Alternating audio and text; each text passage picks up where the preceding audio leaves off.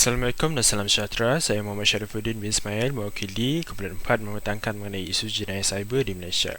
Yang pertama adalah, apakah itu jenayah cyber? Jenayah cyber adalah merupakan salah satu bentuk pelakuan jenayah yang mana ia memerlukan sambungan perkhidmatan internet bagi menjayakan pelakuan jenayah tersebut. Jenayah ini melibatkan ke atas seorang individu ataupun sekumpulan orang. Dan antara contoh jenayah cyber adalah penipuan, judi cyber, skim cepat kaya dan lain-lain. Seterusnya, isu semasa yang berkaitan dengan jenayah cyber adalah macam scam. Macam scam ini adalah salah satu teknik yang di mana penjenayah membuat panggilan palsu dan memperdayakan orang lain seperti mengatakan telah memenangi sesuatu. Penjenayah-penjenayah ataupun operator ini menyamar sebagai peguam, pegawai polis atau pegawai agensi, dan mereka menggunakan taktik di mana mangsa mempunyai hutang seperti bil ataupun bayaran kad kredit yang tertunggak. Permasalahan mengenai isu ini adalah rakyat Malaysia kurang peka terhadap perkongsian maklumat di media sosial dan kurang pengetahuan tentang penguatkuasaan undang-undang. Objektif kajian ini adalah yang pertama menjelaskan tentang masalah jenayah cyber yang semakin berluasa di Malaysia.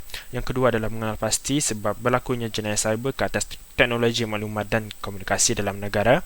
Yang ketiga adalah membincangkan tentang akibat terhadap teknologi maklumat dan komunikasi disebabkan oleh jenayah cyber. Dan yang keempat adalah menganalisis strategi untuk menangani jenayah cyber demi memastikan keharmonian dalam teknologi maklumat dan komunikasi. Seterusnya adalah faktor yang berlakunya jenayah cyber di Malaysia.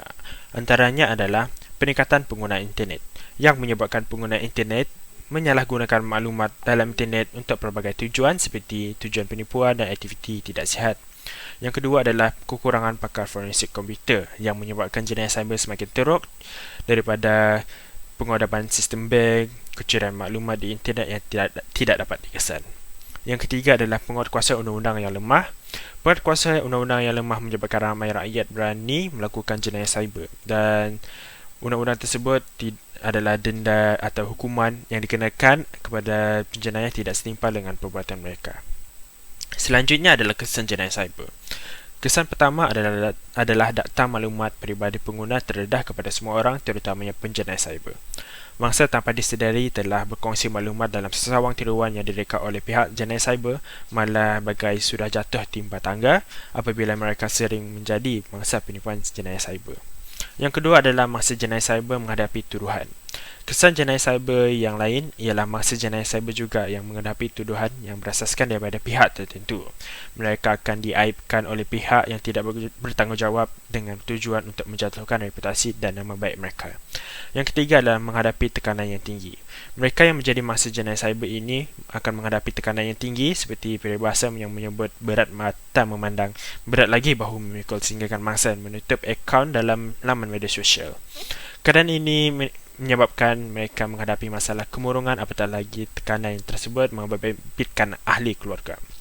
Akibatnya keluarga turut dikecam oleh pelbagai pihak. Keempat adalah kehilangan sumber pendapatan. Kehilangan sumber pendapatan ini adalah kesan buruk yang kerap diterima oleh mangsa jenayah cyber, ialah mereka kehilangan sumber pendapatan, diberhentikan kerja dan atau ditamatkan kontrak.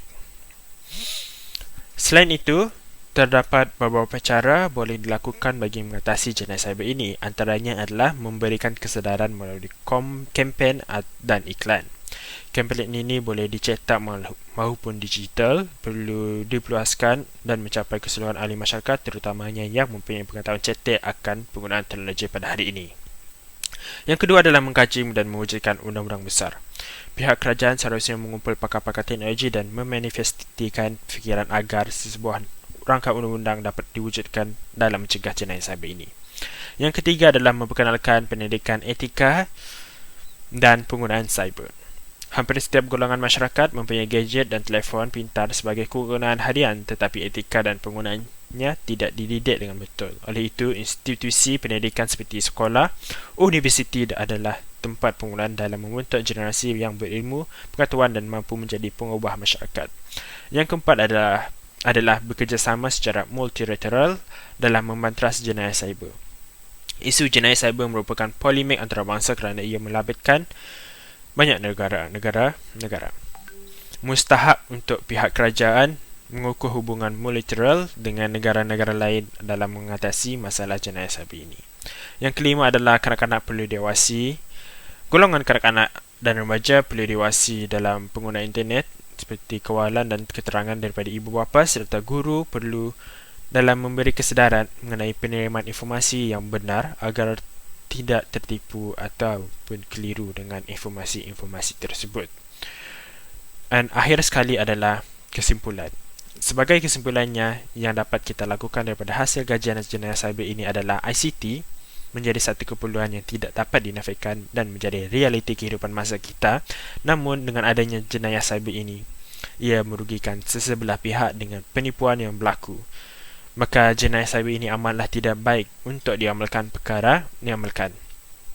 Perkara ini bukan sahaja mendatangkan kesan yang tidak baik kepada diri sendiri, malah terhadap orang lain juga. Oleh itu, marilah kita sama-sama membuang sikap memetikan diri sendiri demi mengawal keuntungan atas kesesaraan orang lain. Malang tidak berbau, itulah peribahasa yang digunakan untuk sekiranya mangsa yang telah tertipu dengan kegiatan jenayah cyber ini. Langkah-langkah proaktif haruslah dilakukan kerana yang bulat tidak datang bergolek, yang pipih tidak datang melayang. Dan ingatlah bahawa mencegah lebih baik daripada merawat. Kerajaan sewajarnya mengambil tindakan yang tegas, membantras sehingga ke akar umbi, sekaligus meningkatkan imej negara di peringkat global agar negara kita disenandungani serta dipandang tinggi sebagai negara yang mematuhi undang-undang. Akhir kata, sesal dia dahulu pendapatan, sesal